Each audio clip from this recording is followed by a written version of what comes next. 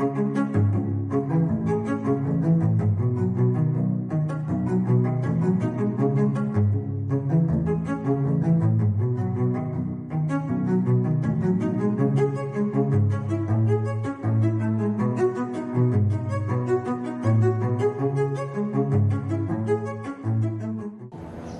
tal? Muy buenas tardes, soy Héctor de Mauleón, le agradezco que nos acompañe nuevamente en una emisión de El Foco. Estamos iniciando un segundo recorrido por la colonia Anzures, acompañados por el periodista, escritor, del doctor Francisco Báez, fue director de varios periódicos, ha tenido una larguísima trayectoria dentro del periodismo, pero sobre todo una larguísima trayectoria como vecino de la colonia Anzures. Nos ha ilustrado, nos ha llevado por rincones por los que muchas veces hemos pasado sin sospechar lo que guardaban. Y iniciamos, Beca. Gracias, doctor. Hola, muchas gracias. Este siguiente recorrido, ahorita estamos en Gutenberg, acercándonos a la calle de Comte.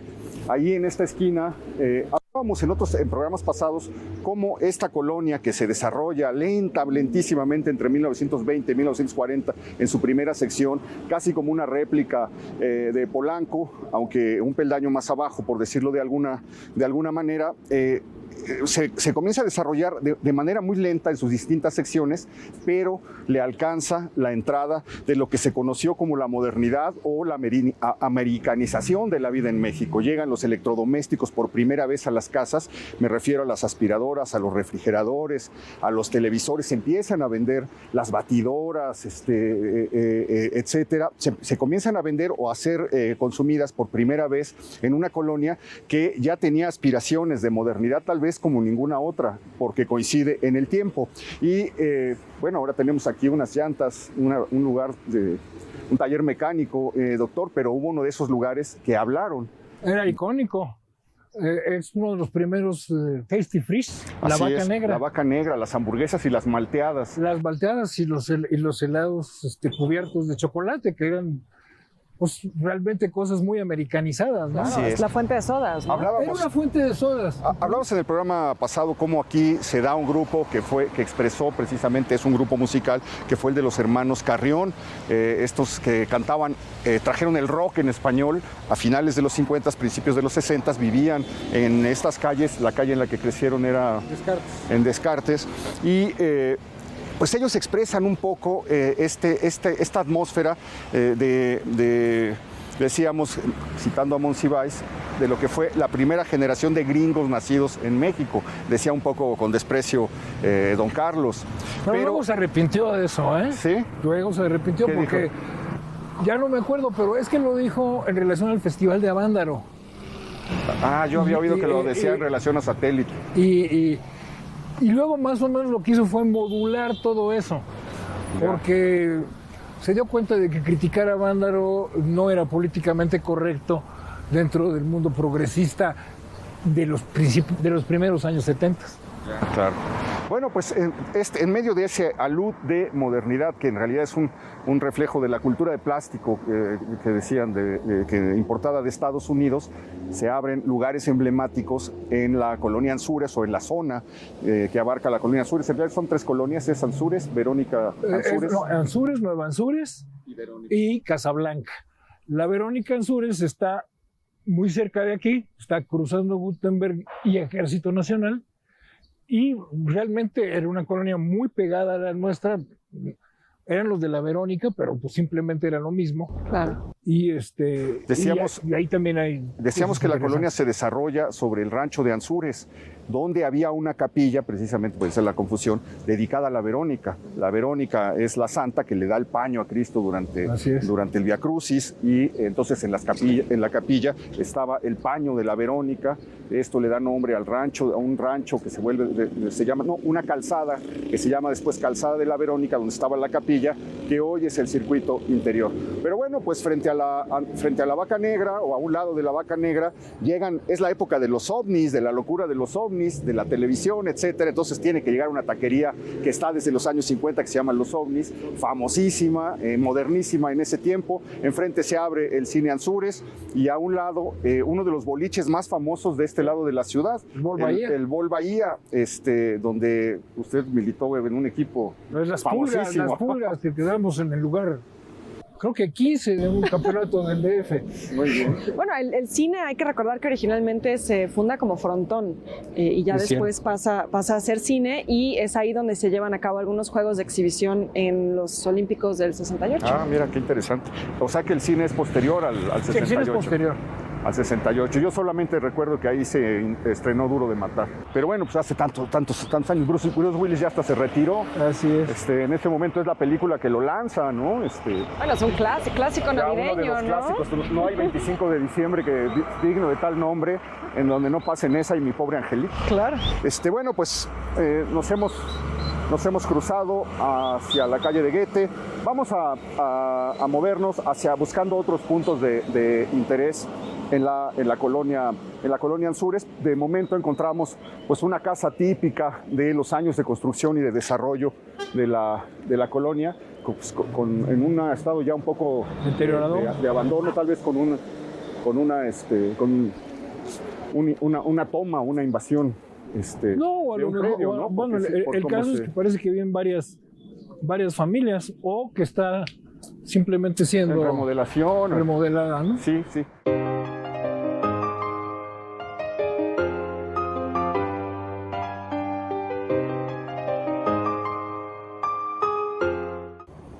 Llegamos a la calle de Lafayette. Es una calle característica por la curva que hace, rodeando una antigua, o dando la idea de la antigua glorieta que existió aquí a unos pasos y que desapareció, de la cual nos hablaba el doctor Báez en el programa pasado, con una fuente que fue... Exactamente, donde ahorita, en el centro... Donde está esa caseta de policía. Pero era más grande porque era, de hecho, un parque. Ajá, eso lo cercenaron en los 70s para abrir la calle de Thiers. La fuente se la llevaron a la colonia Cuauhtémoc. Esto queda un poco aislado, pero decía yo, la calle recuerda un poco pues la curvatura que le daba, o la sensación de curvatura que daba la glorieta. ¿Y por qué estamos caminando por esta calle? Pues mira, aquí en esta esquina la comenta en uno de sus poemas Alejandro Aura. Alejandro Aura tiene un poema que se llama Shakespeare, que es esta calle que está aquí. Pues no se refiere al bardo de Stratford upon Avon, sino que se refiere a la calle esta de la colonia Anzures. Habla del lugar donde estaba la fuente como la semilla de la sandía de la Nueva Anzures, o de la Anzures, y era todo un recorrido para llegar a su casa, que está tantito más adelante. O sea, le dedica un poema a la calle por la que pasa para llegar a su domicilio. Alejandro Aura, pues este poeta muy querido, muy querido, que nace en España, llega a México, aquí desarrolla su obra. Autor de pues una docena tal vez de libros de poemas, autor de muchísimos libros de relatos, La hora íntima de Agustín Lara, que editó Cali Arena, por ejemplo, un libro delicioso, una persona con muchísimas cosas que contar. Y con gran carisma. Sí, bueno, ahí en el Canal 11 triunfó en un programa cultural. En el 13 y en el 11, ¿no? Sí. En ambos. En un programa cultural que duró muchísimo tiempo. Ahora que traen los grupos al Zócalo, pues él fue el que inició eso, porque él fue secretario de Cultura del ingeniero Lázaro Cárdenas. De Cuauhtémoc. El hijo de... No, del ingeniero, si no hubiera dicho del general. Del ingeniero Cuauhtémoc Cárdenas, perdón, fue su secretario de Cultura y fue el primero que se le ocurre hacer que ese Zócalo, que había pertenecido durante décadas exclusivamente a los actos del poder, a las manifestaciones, a las muestras de adhesión, a los desfiles militares de las fechas y de las grandes fechas, debía ser de la gente. Es una idea precisamente de Alejandro Aura, que se abra para que la gente vaya a conciertos, a festivales. Hoy que esto ha dado tanto que hablar, y ya que hemos visto los tumultos eventos que se hacen en el Zócalo, pues Aura es el pionero de la entrega del Zócalo a la sociedad. ¿Qué más hace? Pues hace El Hijo del Cuervo, claro, con Carmen Boullosa. Un club de lectura que continúa ahí. Hizo no sé cuántos, hizo como 1000. No, fue un hombre de gran actividad cultural y de gran conocimiento de la gente. Y era parte de un grupo de escritores que solían, y artistas en general, porque también había artistas plásticos, que solían reunirse en la librería Leibniz, que era propiedad de Marco Antonio López Gallo, que es uno de los hermanos López Gallo. Que son los famosos libreros de Donceles. De la librería del Sótano. De ahí se comercial. Ah, no, sí, del Sótano. Leibniz también en Lanzures. Aquí había la librería Leibniz, también en Lanzures, y ahí se juntaba personajes como Aura, como Jaime Augusto Shelley. Montes de Oca. Montes de Oca llegó a estar en algún momento Arreola. Mario Ardila, un cantante colombiano. No hay una revista que se llama La Espiga Amotinada. La Espiga Amotinada era un grupo de, era un grupo de poetas. Pero llegan a publicar. Ahí estaba Heraclio Cepeda. Claro. Que están metidos en ese mundillo. También un personaje un tanto extraño, Mario Arturo Ojeda, creo que se llama. Jorge Arturo Ojeda. También se la pasaba por ahí, él vivía en la Cuauhtémoc. Sí. Y bueno, Héctor, recordabas ahora fuera del aire que también fue en esta calle de Lafayette donde vivió Raquel Tibol, una Raquel crítica Tibol de arte. En uno de estos edificios, no sé si en este o en el anterior. Fue crítica de arte fundamental para entender el siglo XX mexicano, de origen argentino, llega a México en los años 50, persiguiendo un poco el rastro de los muralistas. Ella queda muy interesada por el trabajo de ellos, decide venir acá y bueno, va a ser una persona que pues reseñó la obra de todos los grandes nombres del arte mexicano. Además, una mujer de opiniones fuertes. Cuentan por ahí que una vez cacheteó a Siqueiros.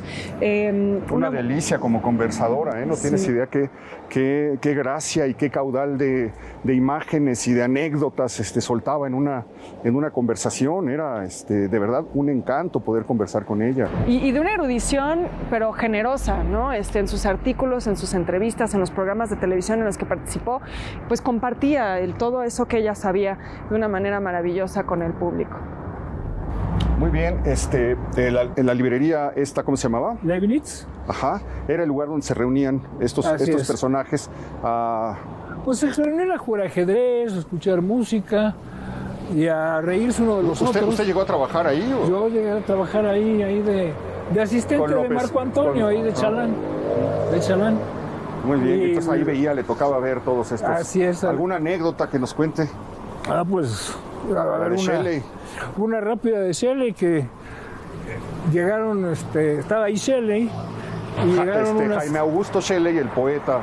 El poeta mexicano de La Espiga Amotinada, y llegaron unas señoritas pidiendo, oiga, por favor, ¿no tiene usted unos poemas de amor? Y entonces López Gallo, que era medio malhora, dice, mire, ¿usted ha oído hablar del poeta Shelley? Pues yo me imagino que aquellas se habían medio oído hablar del poeta inglés. Claro. Y entonces el esposo dice, de Mary Shelley, ¿no? Aquí está, miren lo que guapo es. Y les va a firmar sus libros. Y pues creo que de esa manera Marco Antonio logró... Vendió sus únicos 2 libros, logró Shelley. deshacerse de los libros de Shelley que no tenían mucho público. Y Shelley estaba, pues molestón, ¿no? ¿Esa librería existe más o menos en qué año desaparece? Mira, ¿Qué pasa con ella? Ha de haber surgido por ahí del 69, 68, y ha de haber terminado más o menos por el 75, 77.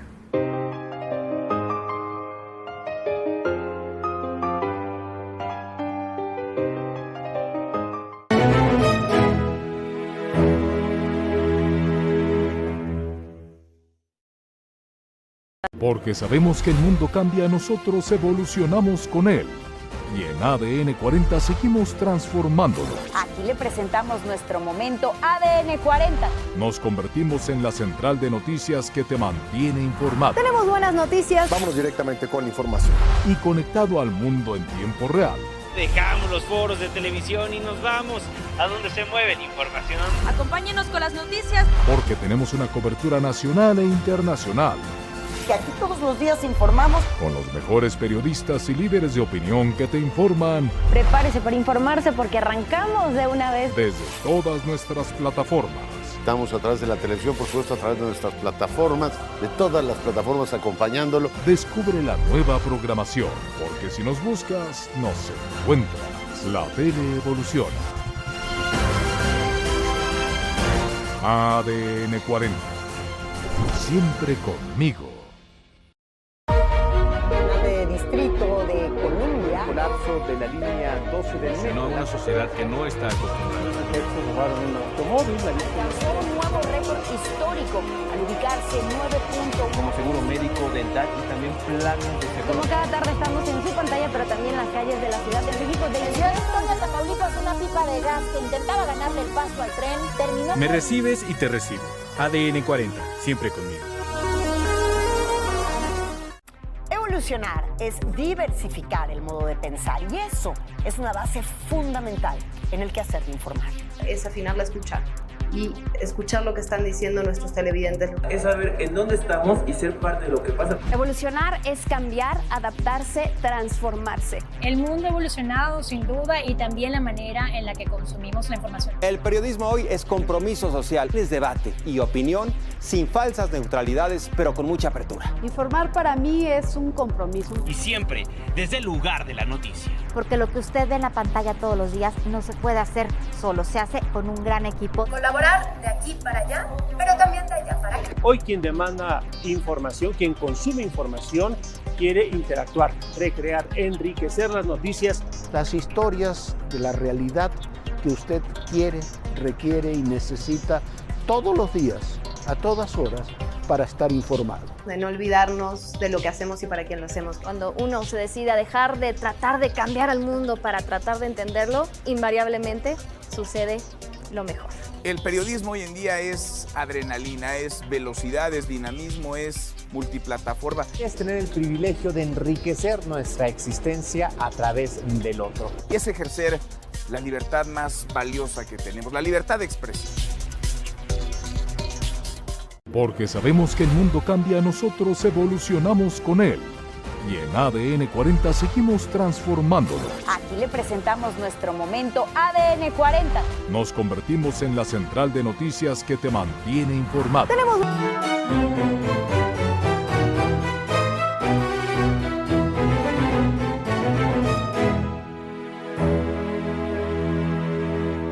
¿Se divirtió usted en la alberca? Bastante. Ya vi que es usted un gran maestro de natación. No se crea, Patricia, que es una discípula muy hábil. ¿Y acostumbra usted siempre dejarse abrazar por sus discípulas? Nada más de las jóvenes. Caramba. Hay personas que no tienen dignidad. Hacer todas esas cosas delante de tanta gente. Pero si casi no había nadie en la alberca. Parece que a usted le gusta mucho la lección, ¿verdad? Pues no me disgusta, ¿para qué más que la verdad?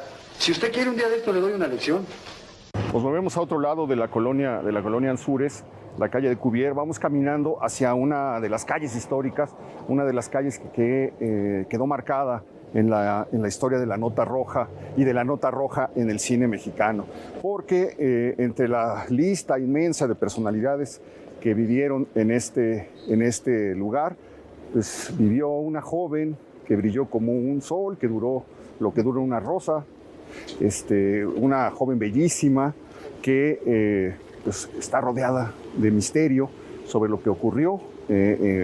Una mañana corre la noticia de que esta joven, la actriz Miroslava Stern, se ha suicidado y pues la casa en la que esto ocurre se llena de fotógrafos de prensa que quieren saber lo que provocó la determinación del suicidio de Miroslava. Acababa de filmar Ensayo de un crimen con Buñuel. Era una película que se decía que podría consagrarla al lado de Ernesto Alonso. Estaba filmando una que se llama Canela, Bronce y Morir. En fin, Vainilla, Bronce y Morir. Vainilla, Bronce y Morir. con unas escenas buenísimas ahí en la Academia de San Carlos.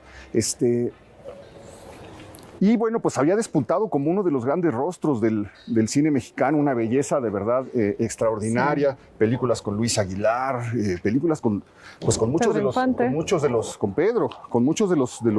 de los ídolos de aquel momento. Aquí es donde se encontraba la casa. Esto es una casa que pues ya está totalmente remodelada, al menos, bueno, pues sí se ve que la fachada y todo fue remodelada. Era una casa que tenía una especie de rejas parecidas a esta, nada más que no estaban cubiertas, y un poco en el estilo. Una casa muy bonita, la casa pues, que podía tener una joven actriz que triunfaba en el cine mexicano y que había llegado a vivir a una de las colonias elegantes de la ciudad. ¿Te acuerdas cuando me brincaba al ruedo? Una vez por poco te mata un toro. Creí que me moría de angustia. ¿De veras? Sí, pero en el fondo estaba orgullosa, porque sabía que lo hacías por mí. Porque yo te miraba. Va por usted, ama, y por el cariño que ya le tenemos.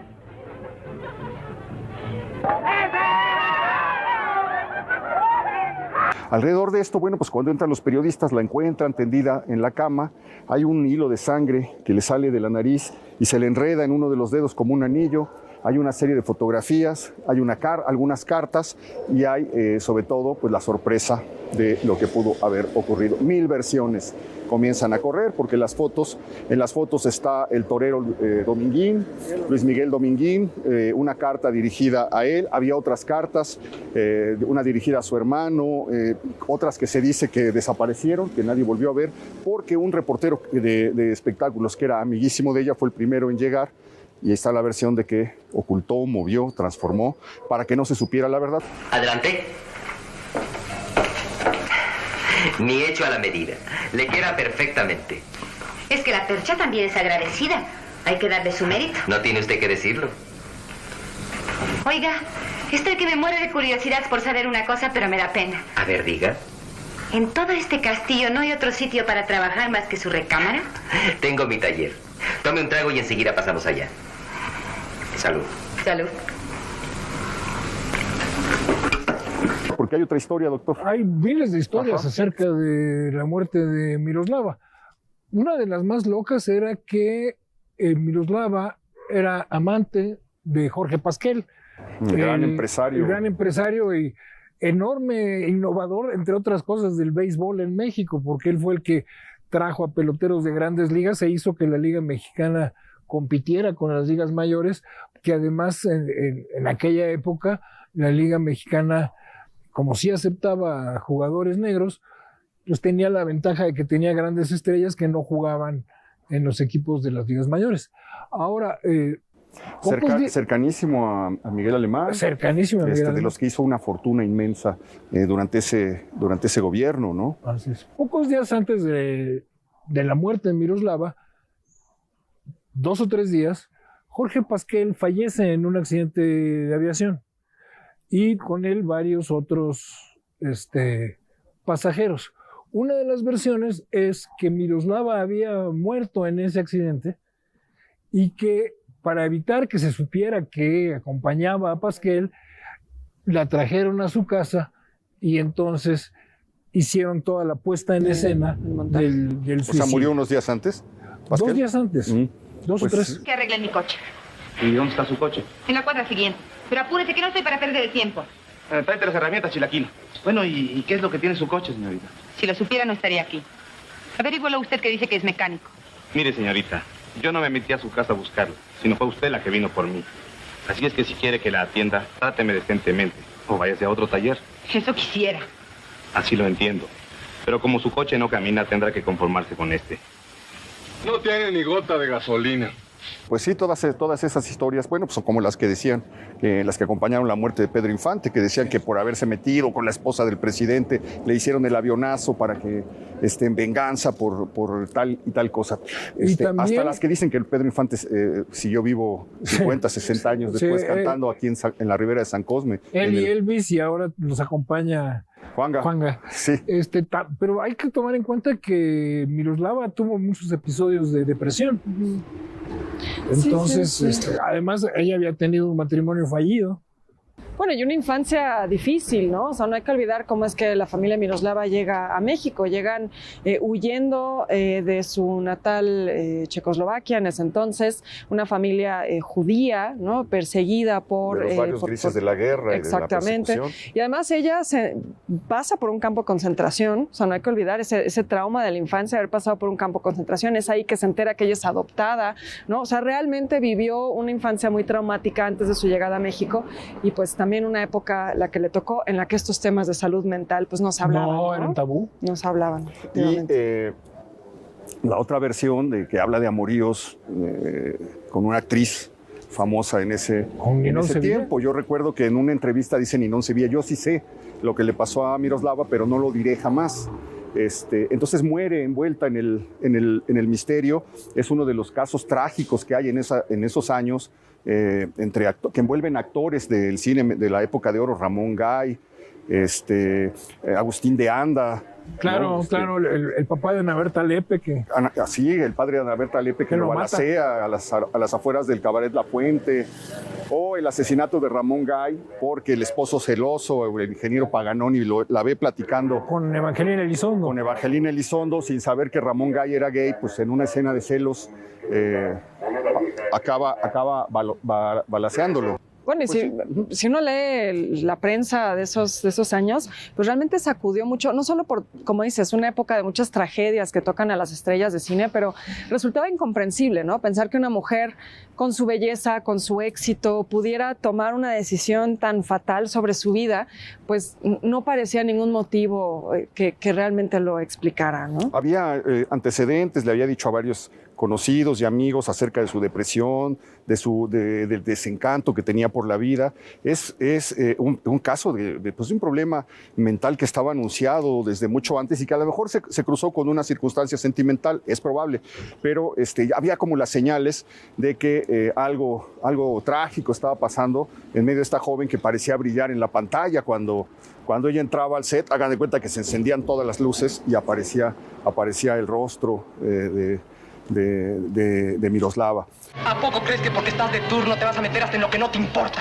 Oye, no le conteste. Tratan de molestarme a mí. No le conteste. ¿Te crees que todavía estás en tu casa? Ya déjeme en paz. Vaya, al fin se sulfuró la duquesita. Quieta, de aquí no se mueve nadie.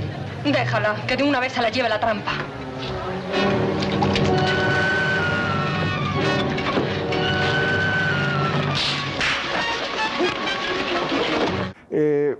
¿Hacia dónde nos vamos a dirigir, doctor? ¿Algo más que agregar sobre el caso? Yo agregaría nada más un dato curioso. Ese edificio que está en la esquina es la Embajada de la República Checa. Sí, esas vueltas, que llegó, ¿no? La Embajada de la República Checa a ser vecina de Miroslava ya después de que Miroslava había muerto. Es decir, a la vuelta de donde ella murió se instala la embajada. ¿Es cierto lo que me dijo mi mamá? ¿Su mamá? ¿Qué le dijo su mamá? Que pidió usted mi mano. ¿Su mano? Ay, mire cómo será. No le dé vergüenza. A mí también me da una poca. Si usted de veras quiere casarse conmigo. Pero si la cosa no fue así, resulta que yo estaba muy tranquilo con mi alfalfa. No es necesario que se excuse. Y aquí recuperamos otra vez, mira, en un momento se pasa el tránsito y vuelve a caer el silencio. Aprovecho para preguntar uno de los misterios o de los mitos de la colonia Anzures, que era que en algunas tardes, en algunos amaneceres, en algunos anocheceres, en algunas tardes quietas, se escuchaba hasta acá el rugir de los leones del zoológico de Chapultepec. Yo me imagino que no. Yo me imagino que no porque... Estamos lejos. Estamos bastante lejos. Yo creo que es una leyenda urbana. Pero sin embargo, en la zona donde vivió Calles, pues estamos prácticamente enfrente de los... A lo mejor por esa zona o digamos que en la zona de Campos Elíseos, que ya es Polanco, ¿no? Pero no, estamos a varios kilómetros del... Porque estaba también esto de del zoológico, y por mucho silencio que haya, pues no creo que un rugido del león... Sí, hasta acá llegue a escucharse 2 kilómetros. Hasta acá está complicado, pero pues, digo, en aquel lado sí sería probable, en el lado de Mariano Escobedo, porque está muy cerca del zoológico. Vamos a hacer una pequeña pausa antes de continuar nuestro recorrido por la colonia Anzures. No se vaya.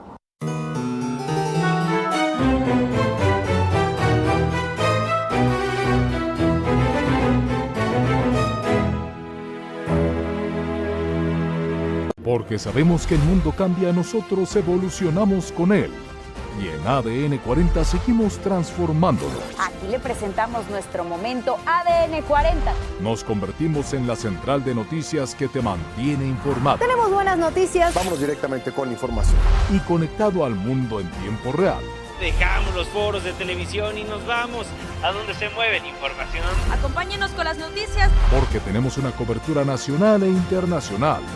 Que aquí todos los días informamos. Con los mejores periodistas y líderes de opinión que te informan. Prepárese para informarse porque arrancamos de una vez. Desde todas nuestras plataformas. Estamos a través de la televisión, por supuesto, a través de nuestras plataformas, de todas las plataformas acompañándolo. Descubre la nueva programación, porque si nos buscas, nos encuentras. La tele evoluciona.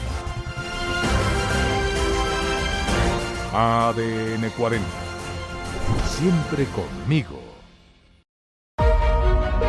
Distrito de Colombia. Colapso de la línea 12 del metro. No, una sociedad que no está acostumbrada. Los efectos robaron un automóvil. Alcanzó un nuevo récord histórico al ubicarse 9 puntos. Como seguro médico, dental y también planes de seguro. Como cada tarde estamos en su pantalla, pero también en las calles de la Ciudad de México. De la ciudad de Victoria, Tamaulipas, una pipa de gas que intentaba ganarle el paso al tren terminó. Me recibes y te recibo. ADN 40, siempre conmigo. Evolucionar es diversificar el modo de pensar y eso es una base fundamental en el quehacer de informar. Es afinar la escucha y escuchar lo que están diciendo nuestros televidentes. Es saber en dónde estamos y ser parte de lo que pasa. Evolucionar es cambiar, adaptarse, transformarse. El mundo ha evolucionado sin duda y también la manera en la que consumimos la información. El periodismo hoy es compromiso social, es debate y opinión sin falsas neutralidades, pero con mucha apertura. Informar para mí es un compromiso. Y siempre desde el lugar de la noticia. Porque lo que usted ve en la pantalla todos los días no se puede hacer solo, se hace con un gran equipo. Colaborar de aquí para allá, pero también de allá para acá. Hoy quien demanda información, quien consume información, quiere interactuar, recrear, enriquecer las noticias. Las historias de la realidad que usted quiere, requiere y necesita todos los días, a todas horas, para estar informado. De no olvidarnos de lo que hacemos y para quién lo hacemos. Cuando uno se decide a dejar de tratar de cambiar al mundo para tratar de entenderlo, invariablemente sucede lo mejor. El periodismo hoy en día es adrenalina, es velocidad, es dinamismo, es multiplataforma. Es tener el privilegio de enriquecer nuestra existencia a través del otro. Y es ejercer la libertad más valiosa que tenemos, la libertad de expresión. Porque sabemos que el mundo cambia, nosotros evolucionamos con él. Y en ADN 40 seguimos transformándolo. Aquí le presentamos nuestro momento ADN 40. Nos convertimos en la central de noticias que te mantiene informado. Tenemos buenas noticias. Vámonos directamente con la información. Y conectado al mundo en tiempo real. Dejamos los foros de televisión y nos vamos a donde se mueve la información. Acompáñenos con las noticias. Porque tenemos una cobertura nacional e internacional. Que aquí todos los días informamos. Con los mejores periodistas y líderes de opinión que te informan. Prepárese para informarse porque arrancamos de una vez. Desde todas nuestras plataformas. Estamos a través de la televisión, por supuesto, a través de nuestras plataformas, de todas las plataformas acompañándolo. Descubre la nueva programación, porque si nos buscas, nos encuentras. La tele evoluciona. ADN 40. Siempre conmigo. Distrito de Colombia. Colapso de la línea.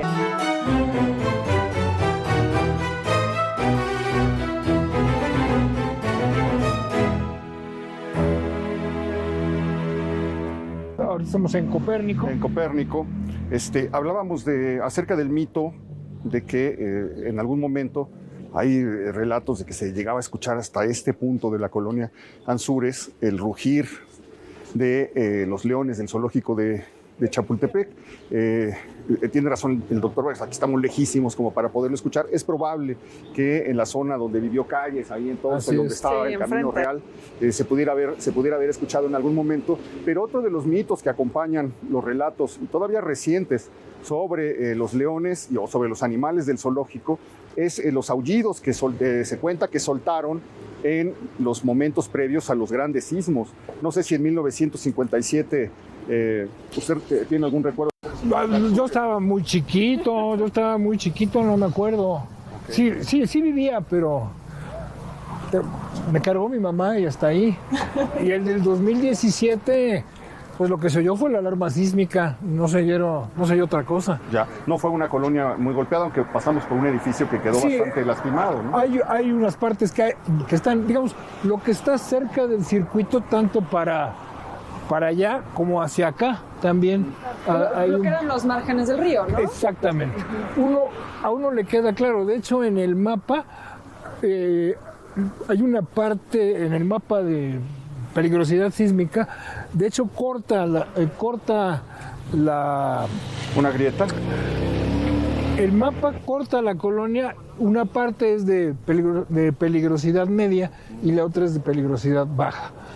Es en las zonas de peligrosidad media. Donde fue las que están pegadas al río, como dice, al circuito. Vamos a caminar una cuadra. Sí. Una cuadra más. Bueno, aunque podemos verlo desde aquí enfrente, porque no hemos tocado, lo tocamos muy rápidamente hablando de las hamburguesas de la Vaca Negra y de los tacos de los ovnis. No hemos tocado el gran problema de la gastronomía en la colonia Anzures, donde tiene muchos restaurantes. Y a donde llega el taco del pastor, el taco del pastor no llega, pero funda una de sus grandes instituciones en la ciudad de México. La Gringa. Ahorita hablamos de eso. Pero aquí el Tandur también tiene, ahí está su fecha, ¿no? Tiene 40 años aquí. Bueno, 35 años, 36, y pues ya es un ícono, ya se volvió un ícono. Como los panchos en Tolstoy y como lo fue un tiempo las Mercedes, que ya cerró con la pandemia. Sí, uno de los restaurantes que duró muchísimos años y que ya cerró. Extraordinario este lugar. Vamos a caminar, vamos a movernos hacia la zona de las taquerías, donde hay otras historias que podemos contar relacionadas con la colonia Anzures. Solamente decir que los relatos sobre la inquietud de los animales del zoológico y los, digamos, testimonios de vecinos que hablan, que dicen haberlos escuchado, se repitieron. No solo en el 57, donde son, pues, por la ciudad que era más quieta y más callada y con edificios más bajos, es más probable que esto hubiera sido audible. Se repitieron en 1985 y volvieron en 2017 todavía en este terremoto brutal de la 1 de la tarde. Sí, de 12 pero yo te insisto, no la alarma sísmica se oye más. Ya, pues sí. Sí, desde luego. Bueno, vamos a caminar hacia ese lugar. Tenemos un par de historias más en la zona de las taquerías de la calle de Leyes. De hecho, este era mi kinder. ¿Ah, sí?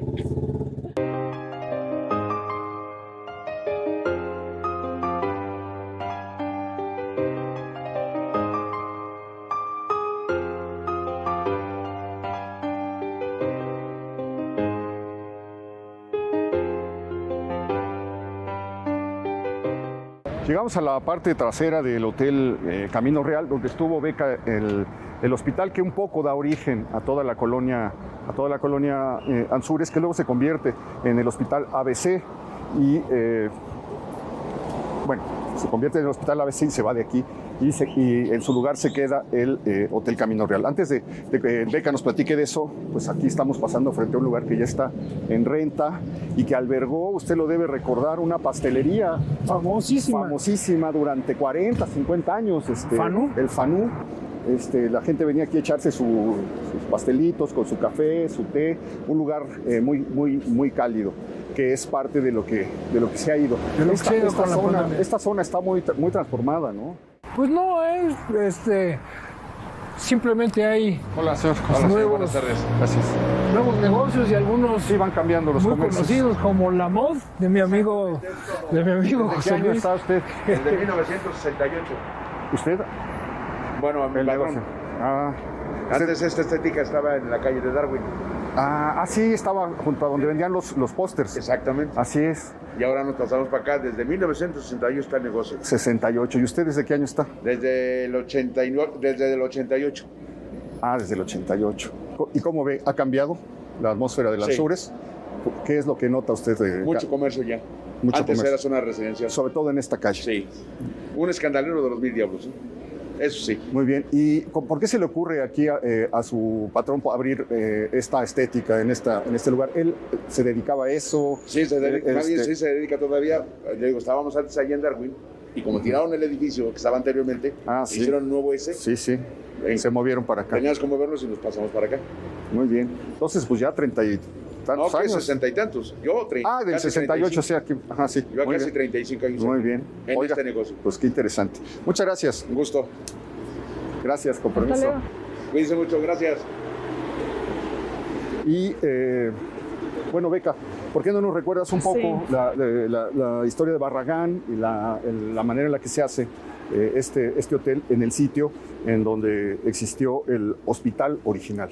Sí, bueno, primero recordar, lo comentamos en el programa pasado, la colonia Anzures tiene en cierta forma su origen con este hospital inglés, cuando un hombre llamado Whitman Pearson compra los terrenos que ya había comprado otra empresa inglesa previamente para poner aquí un hospital que pudiera atender a la comunidad británica, pero también a cualquier otra persona que así lo necesitara. Esto como una obra de caridad que él quería dar por iniciativa de su esposa a México, porque es aquí donde este personaje hace su gran fortuna, llega a México a hacer las obras del drenaje, hace el ferrocarril del Istmo de Tehuantepec, remodela el puerto de Veracruz. Su gran negocio petrolero de la Compañía del Águila. Exactamente, hace la Compañía del Águila. Y bueno, efectivamente después se convierte en el ABC cuando se combina con el Hospital Americano. ABC es American British Cowdray, porque este personaje, Whitman Pearson, era Lord Cowdray, o sea, ese era su título nobiliario. Entonces, por eso lleva ese nombre. Y bueno, efectivamente, ya que se traslada el hospital de aquí, se construye el Camino Real, que es una de las grandes obras de Luis Barragán, este arquitecto de origen jalisciense, que va a ser uno de los grandes revitalizadores de la arquitectura mexicana. Él llega a hacer una arquitectura muy interesante porque, a pesar de ser profundamente moderna, lo vemos en sus líneas muy sencillas, casi minimalistas de pronto, va a tener una gran influencia de la arquitectura histórica tradicional de México. Luis Barragán era un hombre profundamente católico, va a tener siempre una influencia de la arquitectura conventual en su trabajo, por eso los patios, ¿no? Por eso los altos muros. Hay que recordar la celosía de Geritz. Así es, sí, él trabaja muy de la mano con Geritz. Con Geritz hace algunas de las obras más icónicas de su carrera, como las torres de satélite, por ejemplo. Y Geritz abogaba por una arquitectura emocional. Geritz es muy interesante porque no era arquitecto de formación, hay que entenderlo un poco más como un escultor. Geritz era artista plástico, era historiador del arte, era filósofo, tenía una formación muy humanista, y él lo que buscaba era que la arquitectura tuviera un impacto emocional, afectivo en la gente, sensible, ¿no? Que se alejara un poco de esta arquitectura que ya era muy fría, la arquitectura del funcionalismo, ¿no? Que solo ponía el sentido práctico de la arquitectura al frente. Él quería que la arquitectura fuera una experiencia emocional, una experiencia artística, y trabaja muy bien con Luis Barragán, que además va a tener este gran interés por el color, que es algo que ellos van a compartir. Ese rosa mexicano, los ocres. Rosa mexicano, exacto, los amarillos, los azules. Esta idea de que el color nos puede hacer sentir cosas muy profundas, ¿no?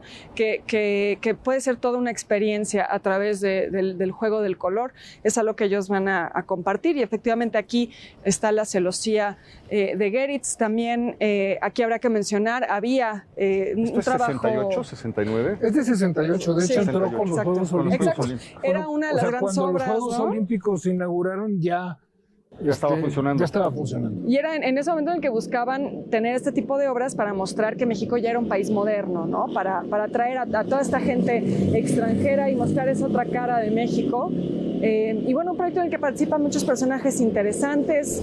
Annie Albers, la esposa de Joseph Albers, una de las grandes figuras de la escuela de la Bauhaus, una escuela de arquitectura y arte alemana de vanguardia, hizo tapetes para este espacio, Tamayo también hizo obra, o sea, realmente conjugó algunas de las mentes más creativas de su época. Medio siglo, más de medio siglo, 50 y tantos años, sí, claro. Está cumpliendo el Camino Real en esta zona. Además tiene la ola enjaulada, que es la fuente de la entrada, que así la denominó Julio Cortázar.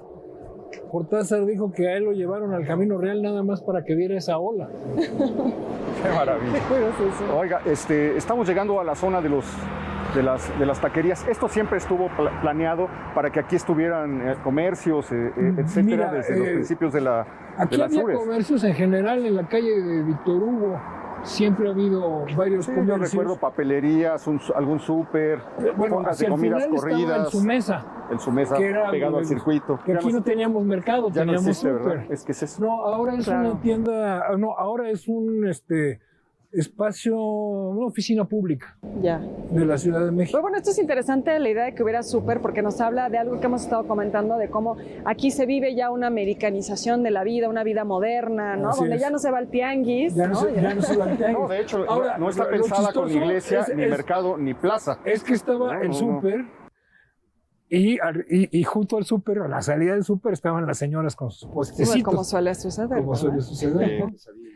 Y aquí no era una zona de taquerías realmente, donde ahora está este grupo de taquerías originalmente era una panadería. Okay. Y después entró la taquería Selene. Eso es 60. La taquería Selene va a ser como de 68. 68. Pues 67. El fogoncito dice que es 69, ¿no? Sí.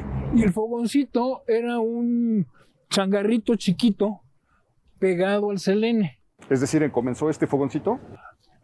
Pero esto es un changar, esto es parte de lo que era la panadería, o sea, lo que es la taquería, el Subway y el grueso del fogoncito era la panadería. Y estaba la taquería Selene y junto de parados estaba el fogoncito. Pero el fogoncito, por alguna razón, tuvo más éxito al final que todas las demás. Incluso que la Selene, ¿verdad? En ese tiempo era más frecuentada, más solicitada. Era la grande y el fogoncito era la chiquita. Bueno, dice desde 1968 el fogoncito. Aquí está, sí, el original, ¿no? Así es, aquí era el original. Y aquí está la competencia, que es la Selene, que es Es anterior. Es anterior, y yo me acuerdo que era incluso más visitada. Aquí nace una institución de la gastronomía mexicana, la Gringa, conocida como La Gringa. Hay versiones extrañas, como todos los mitos urbanos, como todos los mitos que acompañan determinados aspectos de la vida cultural o de la vida social. ¿De dónde viene La Gringa? Bueno, La Gringa, como ya te dijeron allá los amigos en el primer programa, los amigos del fogoncito, viene de que una gringa va y pide que sus tacos al pastor pues sean con tortilla de harina, porque le gustaba la tortilla de harina y no la de maíz, y pues que le pusieran queso fundido. ¿Pero esa gringa es una gringa o es una gringa de carne y hueso? Yo conozco una gringa de carne y hueso que hacía eso, que era hermana de mi novia. Mi novia de hace... Puede haber sido la gringa original. Que lo hacía en este lugar. Lo hacía en este lugar. Aquí lo pedía. Un pastor con tortilla de harina y queso. Tortilla de harina. Entonces decían, ahí viene la gringa y luego... Así es. Y se llamaba Tina, o se llama. Que eran de origen libanés, por cierto. Eran gringos no anglos. Qué interesante, porque además el taco al pastor viene de una tradición libanesa, viene del kebab, es una adaptación del kebab. El apellido era Sadi. De todos estos libaneses que llegan a la zona de la Merced. Si usted conoce a Tina o nos puede dar mayores referencias sobre el misterio de la gringa, el misterio del taco al pastor es precisamente que nos está reseñando Beca. Pero tal vez podemos dilucidar o aclarar el misterio de la gringa. Se llamaba Tina, venía en finales de los años 60 aquí al fogoncito, pedía eso y desde ahí se quedó esta institución. ¿Algún recuerdo de la iglesia? Pues el que yo platicaba, de que cuando realmente se llenaba era cuando tocaban los hermanos Carreón. cuando cantaban los hermanos Carrión. ¿En el coro? Sí, iban al coro y cantaban, pero de hecho lo anunciaban un poco como para que la gente sí fuera, ¿no? Y creo que los curas en general no han sido de los... Ya ves que hay unos que son muy rígidos. No, han sido más bien gente...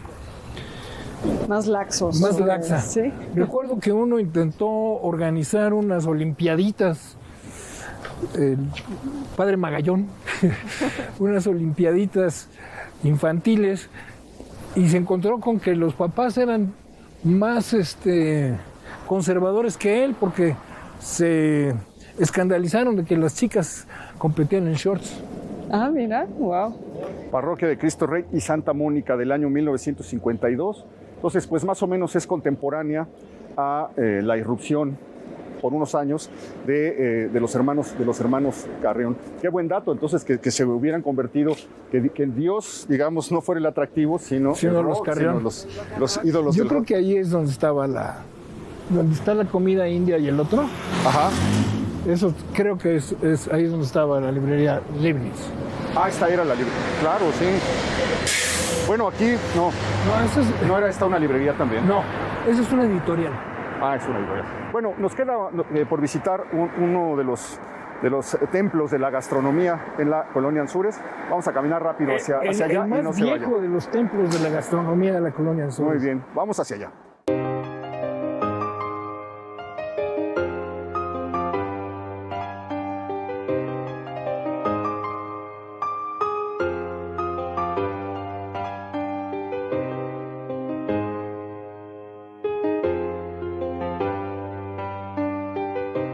Decíamos que en esta zona, en la zona pegada al circuito interior y a Mariano Escobedo, se desarrolla la primera sección a partir de los años 23-24 de lo que sería la Anzures.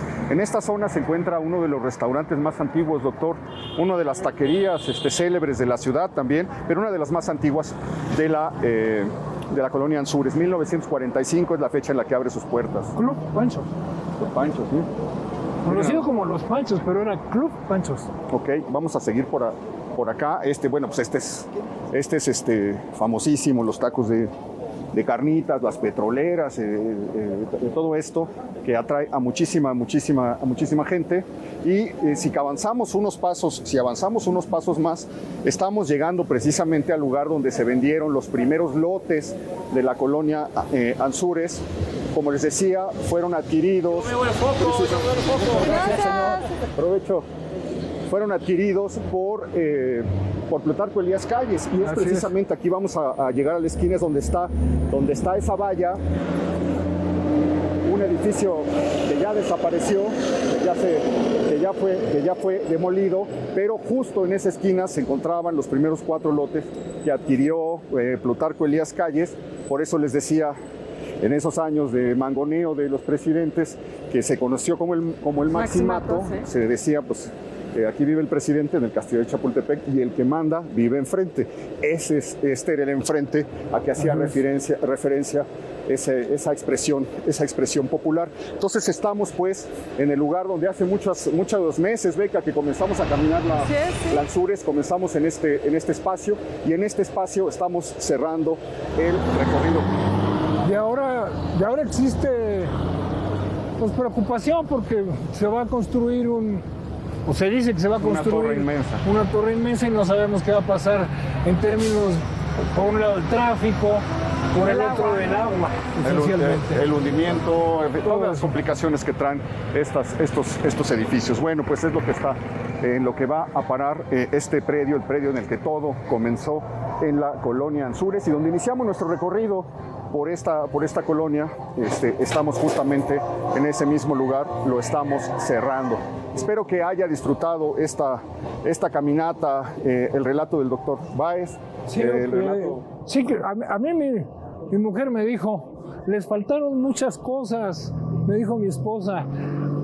Dile a Héctor de Mauleón que hay muchísimo más en la colonia Anzures, y espero que ahora ya hicimos lo hayamos un recorrido completísimo. Espero, Beca, perdón. Lo hayamos hecho. Está espero aquí, que lo hayas que lo hayas disfrutado tanto como, claro que sí, como este relato que nos acaba de hacer el doctor Báez. Espero que le haya gustado a usted también, y que gracias a eso podamos conocer y querer más a esta ciudad. Muchísimas gracias. Gracias, doctor. Gracias, Beca. Gracias, Héctor. Gracias, Beca. Le agradezco muchísimo que nos haya acompañado. Pásesela bien, sígasela pasando bien, y nos vemos la próxima semana, ya lo sabe usted, aquí en El Foco.